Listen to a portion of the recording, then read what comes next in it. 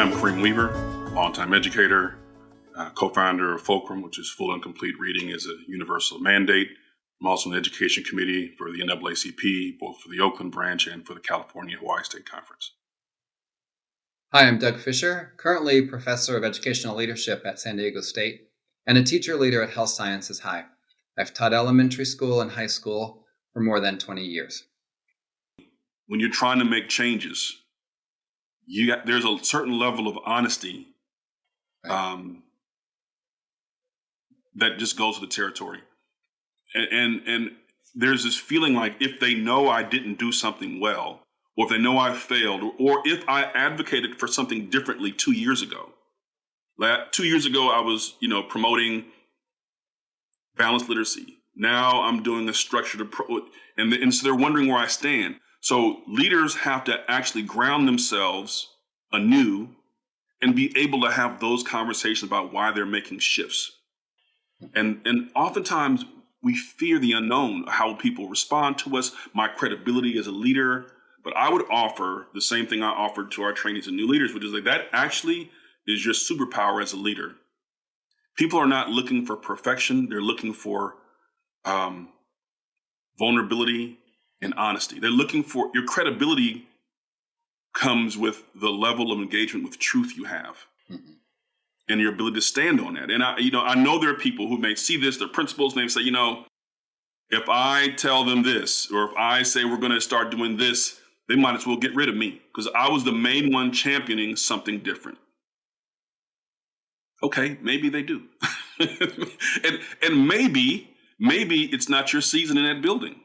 Mm-hmm. But what I would say is that if you're going to lead and try to get the greatest number of kids to read as possible, that means you've got to come from a place of truth with your staff so that there can be some trust and some vulnerability to do the kinds of things you're talking about, mm-hmm. which is, collective efficacy, which is coming up with instructional plans together and routines together. This collective ethos has to start by somebody saying, you know what? I think I was off. The research actually shows that the way to get the greatest number of kids to reading is over here, and I had been doing it this way. Maybe it's because I was directed, maybe because I thought better or didn't know better, whatever it is, but there's a certain level of transparency that people have to have for their leadership to have credibility. It's not the title on your door doesn't make you the leader. It's more of your ability to engage with people and lead them through these minefields. So I'm wondering from your experience, but that's a very vulnerable place to be. Mm-hmm. Do you see leaders, school principals specifically, what's the value of vulnerability and transparency in terms of getting people on the same page and leading them into a new direction? Can you speak to that a little bit? Yeah, and I think you're hitting all the points. Being vulnerable, being honest. I was anticipating your words. Vulnerable, honest, etc. And I think we have to be vulnerable. We have to say, let's take the best evidence we have and let's put it into practice. Yes, this field learns so much every year. Some things are reinforcing of what we know, some things new and change direction, as you said. We are in this continual quest to raise the literacy rates of our students. And we need to be willing to make adjustments and change and implement when evidence is there to suggest that. I think teaching teams, leadership groups, vulnerability is important, and some confidence that the leader knows how to do these things. Yeah, I may not have all the answers, and I'm happy to explore and hear ideas and send people for learning opportunities and come back and let's share. But I think teams of teachers also want to know someone is taking us through this process. It's not going to be chaos because there's a leader there who has a vision. I don't always have to know all the what parts, but I have to have ideas about how. Yeah. I can't just be heavy. Imagine coming in school, okay, you will all do the following. That hasn't really worked. The exception is some of the COVID protocols. We had to put something, this is non-negotiable in place for safety. Right. But other than that, it's around coming to agreements, coming to consensus. Um, I think that too often we create these initiatives and then we end up with compliance rather than commitment. Mm-hmm. So there was rules in our district years ago about having the standards on the wall.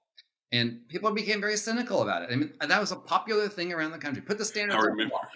Remember those days? I And remember. everyone did it because you're going to get in trouble if you Yeah. didn't.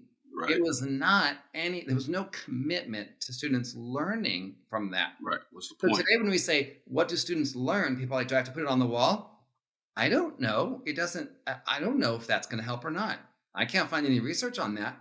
What I can find is if a learner knows what they're supposed to be learning, they're 3 times more likely to actually learn it. So however you make this happen, if the learner knows what they're learning, so much more likely to actually learn something. So so I the vulnerability on the what side, the vulnerability on I made a mistake. We tried this, it didn't work. What can we do next? And some confidence to lead through the process. And that's listen, that's no small thing. We tried this and it didn't work. For some people, they will have internalized whatever that thing is, and it's hard to let go. It's Mhm. also hard to change something.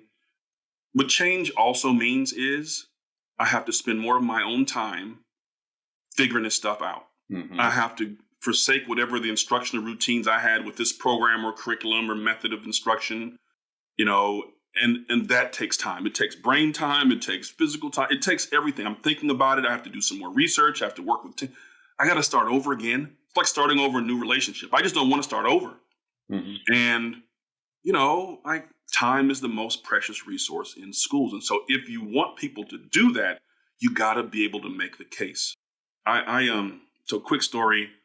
I said I failed once before. I used to. I was a principal of an elementary school once, and I wanted to do a computer program. I wanted to make sure everyone knew their math multiplication tables, and it was a computer program, 10 minutes a day. Just put the kids on the computer, 10 minutes a day, they'll learn it. And got the computers, set up the labs, made sure all the headphones, everything was working. I had the tech crew come in, raise the money. The whole thing was just ran it like that. And then showed them how to do it.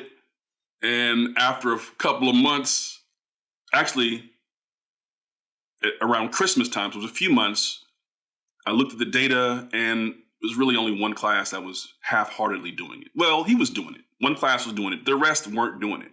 I couldn't believe it. I'm like, how could they not? All you got to do is put them on the computer for 10 minutes. They'll learn their times tables. WTH, what's going on here? Now, I brought in a union leader and I was livid. I was very disappointed. I'm trying to hide in my face. And he said, Weaver, you didn't sell it. I said, what do you mean? He said, you didn't sell it. He said, you came in, you told us this, you had a meeting, you had a PD, you talked about it, you made the case, but you didn't really sell it. Man, that thing haunted me, man, all break. And what I realized is I had laid it out. I had rolled out the initiative and I had taken care of all the technical stuff. But I didn't really put my heart into it. And if I'm being really honest, it was because I didn't feel I needed to. It's good for kids. Why should I, especially as a Black man, have to convince mostly white teachers what they need to do to help? And so I told them what to do, and I tried to make the case, but my heart wasn't in it. So I went back, I made a new PowerPoint deck, I did all that stuff, and I pitched it hard, and I really made the case, the moral case. I really put my heart, man. By the end of the year, we had 87% of the kids at mastery level. And I said to myself, you mean the only thing between them and knowing and getting what they needed was me as a school leader? And I had to own that because I don't know, it's hard to even talk about, but I got in the way, even when I was trying to do the right thing, because I wasn't giving the teachers what they needed. It wasn't about me and my racial identity and this and that. The teachers needed a certain thing from me. So what I would say to the school leaders who are listening to this is, what do the people in your building need from you? And who can you talk to about that? Who's going to give you honest feedback? about the culture, about whatever else. Hey, we actually kind of need this from you. Um, because that you have to give them what they need and meet them where they are. So I would offer that to folks in addition to what you said, which is make sure you're giving people what they need and be willing and able to make the case.